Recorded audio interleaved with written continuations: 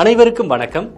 இன்றைய வீடியோவில் LVDTயின் டிஸ்பிளேஸ்மெண்ட்டை எவ்வாறு அளவிடுவது என்பதை அறிந்து கொள்வோம். நோக்கங்கள்: இந்த வீடியோவின் முடிவில் உங்களால் செய்ய முடிவது என்னவென்றால், 1.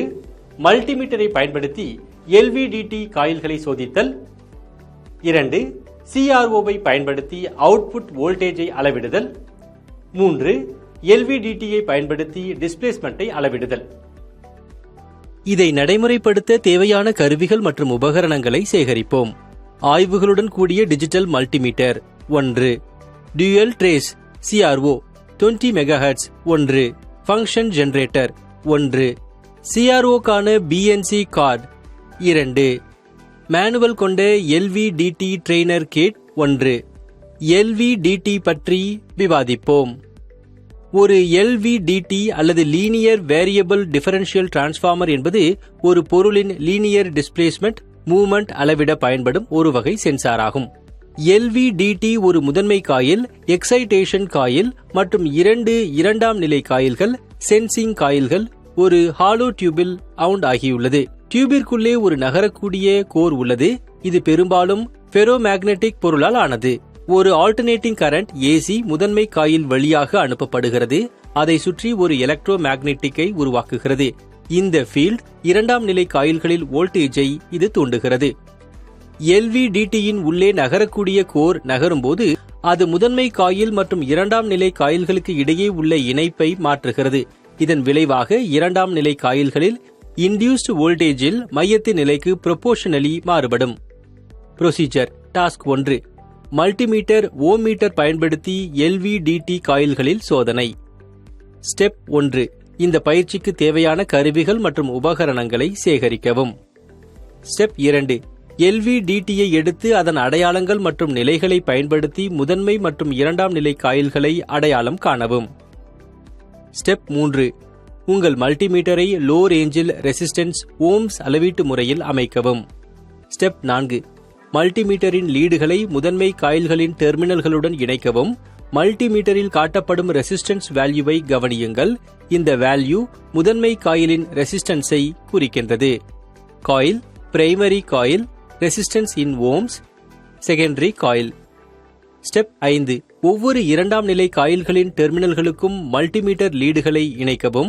மேலும் மல்டிமீட்டரில் காட்டப்படும் ரெசிஸ்டன்ஸ் வேல்யூவை கவனிக்கவும். LVDTயில் உள்ள 2 இரண்டாம் நிலை காயில்கள் பொதுவாக சீரிஸ் அப்போசிஷனில் இணைக்கப்பட்டுள்ளன. எனவே இரண்டாம் நிலை காயில்களிலும் 2 டெர்மினலாக உள்ளன. காயில்: பிரைமரி காயில், ரெசிஸ்டன்ஸ் இன் ஓம்ஸ். Secondary coil. ஸ்டெப் 6.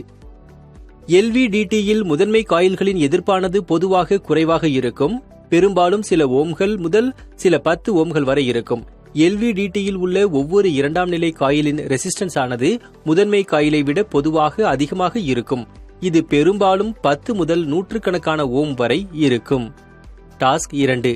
CROவை பயன்படுத்தி அவுட்புட் வோல்டேஜை அளவிடுதல். ஸ்டெப் 1. LVDTயில் முதன்மை காயில்களின் டெர்மினல்களை அடையாளம் காணவும். ஸ்டெப் 2. BNC கேபிள்களை பயன்படுத்தி LVDTயில் உள்ள முதன்மை காயிலின் டெர்மினல்களுடன் செயல்பாட்டு ஜெனரேட்டரின் அவுட்புட் டெர்மினலை இணைக்கவும். குறிப்பு: 1 kHz சைன் வேவ் ஃப்ரீக்வன்சியை தேர்ந்தெடுப்பதன் மூலம் ஃபங்க்ஷன் ஜெனரேட்டரை பயன்படுத்தி முதன்மை காயிலையும் சோதிக்கலாம். 1. ஃபங்க்ஷன் ஜெனரேட்டரின் பாசிட்டிவ் டெர்மினல் முதன்மை காயிலின் ஒரு முனையுடன் அது இணைக்கப்பட வேண்டும். 2. ஃபங்க்ஷன் ஜெனரேட்டரின் நெகட்டிவ் டெர்மினல் முதன்மை காயிலின் மற்ற டெர்மினலுடன் இணைக்கப்பட வேண்டும். ஸ்டெப் 3. ஆய்வுகள் அல்லது கேபிள்களை பொருத்தமான சேனல்களுடன் இணைப்பதன் மூலம் உங்கள் CROவை அமைக்கவும். முதன்மை காயிலுக்கு ஒரு சேனலையும் சேனல் 1, இரண்டாம் நிலை காயில்களுக்கு மற்றொரு சேனலையும் சேனல் 2 இதனை இணைக்க வேண்டும். ஸ்டெப் 4. LVDTயின் முதன்மை காயிலை CROவுடன் இணைக்கவும். 1. CRO சேனல் 1இன் ஒரு ப்ரோபை முதன்மை காயிலின் ஒரு டெர்மினலுடன் நீங்கள் இணைக்கவும். 2. BNC கனெக்டர்களை பயன்படுத்தி முதன்மை காயிலின் மற்ற முனையத்துடன் CROவின் ப்ரோபை நீங்கள் இணைக்கவும். ஸ்டெப் 5. LVDTயின் இரண்டாம் நிலை காயிலை CROவுடன் இணைக்கவும். 1. CROவின் ஒரு ப்ரோபை சேனல் 2 இரண்டாம் நிலை காயிலின் ஒரு டெர்மினலுடன் இணைக்கவும். 2. பிஎன்சி கனெக்டர்களை பயன்படுத்தி CROவின் மற்ற ப்ரோபை இரண்டாம் நிலை காயிலின் மற்ற டெர்மினலுடன் இணைக்கவும். ஸ்டெப் 6. ஃபங்க்ஷன் ஜெனரேட்டர் மற்றும் CROவை இயக்கவும். ஸ்டெப் 7. சைன் வேவ் ஆப்ஷனை தேர்ந்தெடுக்க நாபை திருப்பவும் அல்லது பட்டனை அழுத்தவும். ஃப்ரீக்வன்சியை 1 kHz ஆக அமைக்க இந்த கட்டுப்பாடுகளை சரி செய்யவும். ஸ்டெப் 8. மையத்தை அதன் ஆரம்ப நிலையில் இருந்து படிப்படியாக நகர்த்தி வேவ் வடிவங்களை கவனிப்பதன் மூலம் LVDTயின் மையத்தில் கோரை வைக்கவும். அப்சர்வேஷன்களில் பிளாட் வேவ் உருவாகும். ஒரு LVDTயின் மையமானது அதன் மைய நிலையில் இருக்கும்போது கேத்தோடு ரே ஆசிலோஸ்கோப் CRO அவுட்புட் பொதுவாக நேர்கோடு அல்லது பேஸ் லைனை காட்டும். ஏனென்றால் மைய நிலையில் இரண்டாம் நிலை காயில்களின் தூண்டப்பட்ட வோல்டேஜ் அளவில் சமமாக இருக்கும். ஆனால் பேஸில் எதிர்மாறாக இருக்கும். இதன் விளைவாக நல் அல்லது 0 அவுட்புட் வோல்டேஜ் ஏற்படுகின்றது. ஸ்டெப் 9. மையத்தை முன்னோக்கி நகர்த்தி வேவ் ஃபார்ம் பேஸ் மற்றும் மேக்னிடியூட்டை கவனிக்கவும். அதிகபட்ச டிஸ்பிளேஸ்மெண்டில் வேவ் ஃபார்ம்ஸை வரையவும். ஒரு LVDTயின் மையமானது அதன் மைய நிலையில் இருந்து முன்னோக்கி நகர்த்தப்படும் போது அது இரண்டாம் நிலை காயில் ஒன்றில் மற்றொன்றோடு ஒப்பிடும்போது அதிக வோல்டேஜை இது தூண்டுகிறது.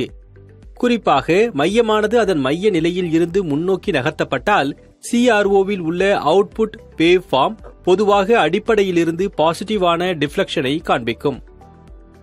ஸ்டெப் 10. மையத்தில் உள்ள மையத்தை மீண்டும் கொண்டு வந்து மையத்தை தலைகீழ் திசையில் நகர்த்தவும்.